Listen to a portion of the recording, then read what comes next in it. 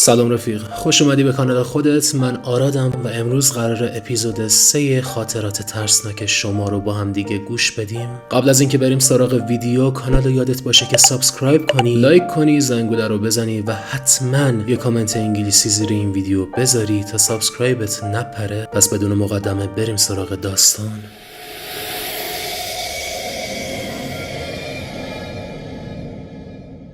این داستان و ادعایی بر واقعی بودنش ندارم و لطفاً فقط به عنوان یه داستان بخونینش از طرف کسی که روایت کرده. اسمم عادله و 2 بچه داریم، یه دختر 4 ساله و یه پسر 6 ساله. ما تو شهر زندگی میکنیم و پدر مادرم تو روستا، ولی سعی میکنیم که زود به زود بهشون سر بزنیم، ولی باز مادرم گلایه میکنه و دلش برای نوه‌هاش تنگ میشه. خودمونم اگه نتونیم بریم بچه ها رو میبریم که چند روزی بمونن. ولی نمیدونم چی شد که کم کم بچه ها از خونه مامانم اینا تو روستا میترسیدن، ولی مامان و بابامو دوست دارن و وقتی زنگ میزنیم اونا هم میخوان باهاشون حرف بزنن. ولی وقتی که میخوایم بریم روستا نمیخوان بیان، بیشتر منظورم پسرمه. 2 سال پیش که پسرم 4 سالش شد هم رفتیم که پسرم همون چند روزم زهر مارمون کرد. پسرم با وجود سن کمش رفتار خوبی داره، ولی وقتی که اونجا میرفتیم خیلی عوض میشد و اینقدر اذیت میکرد و ناآرومی میکرد که شک میکردم که اون پسر ماست.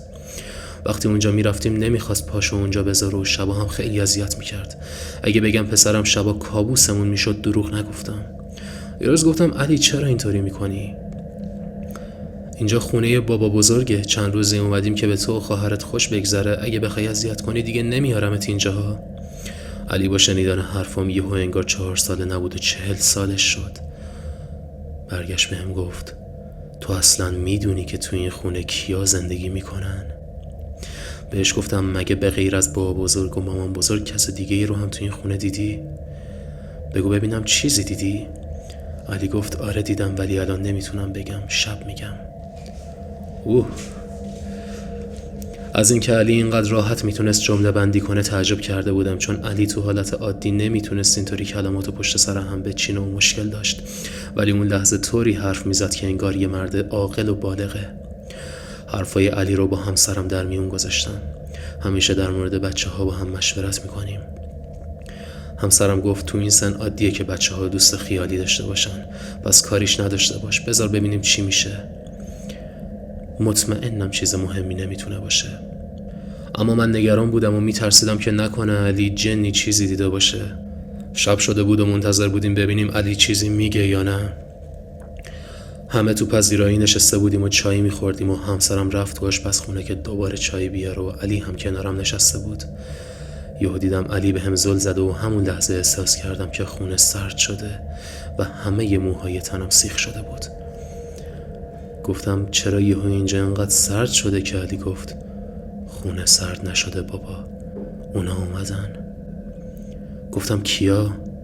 گفت همونایی که گفتم شب میان، الان اومدن اینجا و تا مامان رفت تو آشپزخونه اومدن.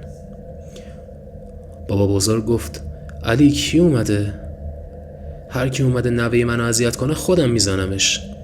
به بابام گفتم ببخشید بابا، ولی بذارین ببینم علی چی داره میگه. ترس رو تو چشای علی میدیدم. ازش پرسیدم علی اونا چند نفرن؟ اولش گفت 5، بعدش گفت 3. میدونستم چون علی شمارش بلد نیست نمیشه زیاد رو عددی که میگه حساب کرد. کم کم علی خودشو به هم چسبوند و چشماشو بست و سرشو گذاشت رو سینم. معلوم بود نمیخواست چیزایی که اونجا هست رو ببینه. بهش گفتم علی چی شد؟ چرا اینطوری میکنی؟ گفت بابا نمیتونم نگاه کنم، اونا خیلی ترسناکن. گفتم نترس، من اینجام، همه اینجاییم، چیزی نمیشه. توی اون لحظه همسرم یعنی مامان علی با سینی چای اومد پیشمون.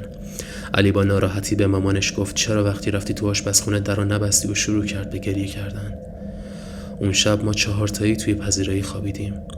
نصفای شب دخترم که 2 سال از علی کوچیک‌تر بود از خواب بیدار شد و شروع کرد به گریه کردن، چون معمولا زیاد بیدار میشد. وقتی بلند شدم دیدم که زنم زودتر بیدار شده و میخواد بخوابونتش. منم چشمامو بستم تا یکم دیگه بخوابم که علی هم بیدار شد و شروع کرد به گریه کردن.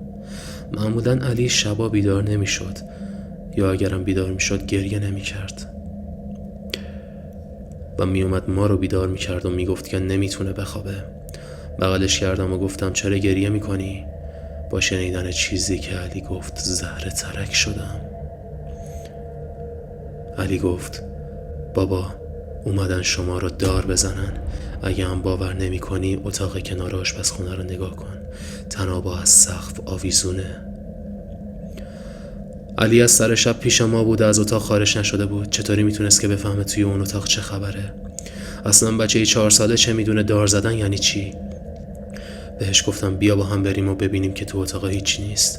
با علی رفتیم تا اون اتاقی که میگفت رو ببینیم. تا باز کردن در همونجا خشکم زد. 4 طناب از تیرای چوبی سقف آویزون بود، درست مثل طنابای دار توی فیلم‌ها. با دیدن اونا علی شروع به جیغ زدن کرد و بغلم کرد و گفت دیدی گفتم اونا میخوان شما رو دار بزنن. باورم نمیشد. کی میتونست وارد خونه بشه بدون اینکه ما ببینیمش؟ علی رو بردم توی اتاق پیش خواهرش و از همسرم خواستم تا بیاد و طنابا رو ببینه که با سر و صدای ما پدر و مادرم هم بیدار شدن. اولش فکر کردیم یه نفر اومده تو خونه و طنابا رو بسته، ولی پدر و مادرم تو روستا با کسی مشکل نداشتن. هممون ترسیده بودیم و اگه خجالت نمیکشیدیم ما هم گریه میکردیم.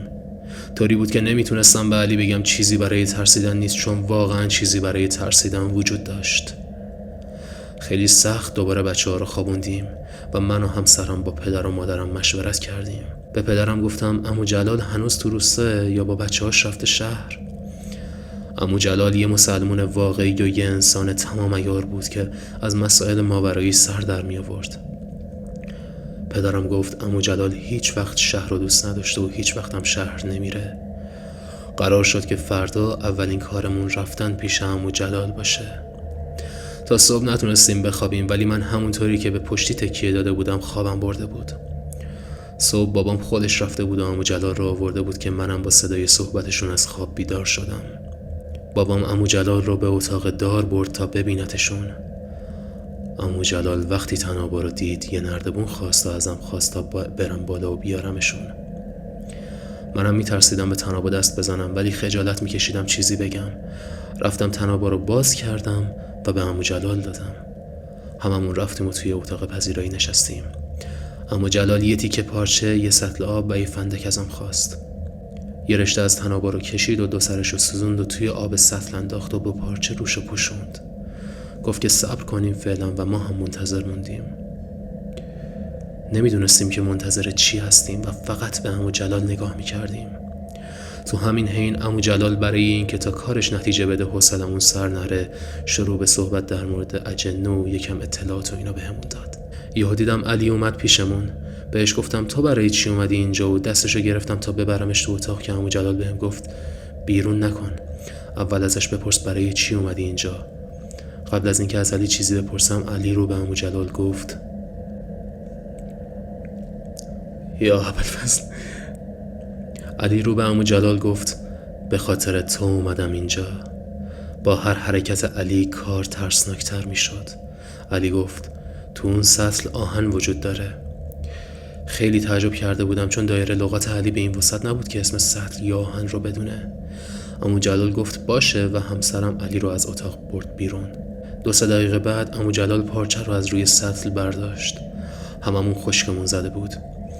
به جای اون طناب یه صفحه آهنی مربعی شکل بود که روش چیزایی نوشته شده بود. عمو جلال سعی کرد تا بخونتش، اما گفت من چیزی سر در نمیارم، بگو پسرت بیاد بخونتش. گفتم عمو جلال علی هنوز مدرسه نمیره، خوندن نوشتن بلد نیست. گفت باشه تو بگو بیاد. همسرم رفت و علی رو آورد. علی که اومد عمو جلال بهش گفت علی جان اینجا چی نوشته عمو؟ چشام نمیبینه. باورم نمیشد علی داشت میخوند.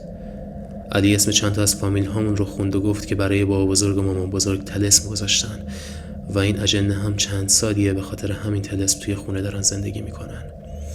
عمو جلال گفت که فکر کنم چشم سوم پسرت بازه و به واسطه همونه که میتونه جنها رو ببینه. عمو جلال تا نصفه‌های شب توی یکی از اتاقهای بابا مینا داشت کارایی میکرد و تونسته بود که طلسم رو باطل کنه.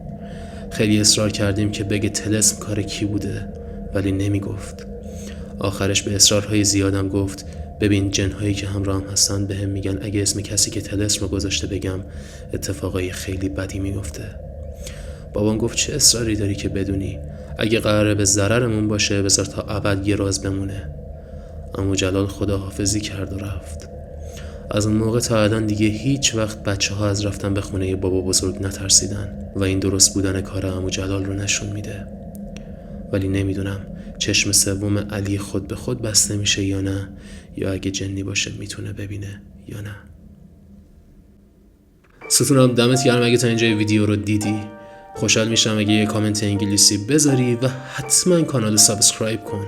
اگه داستان ترسناکی داری که دوست داری من بخونمش توی کانال، برای من میتونی توی تلگرامم بفرستی به ربات ناشناس. و تا ویدیوی بعدی، فعلا.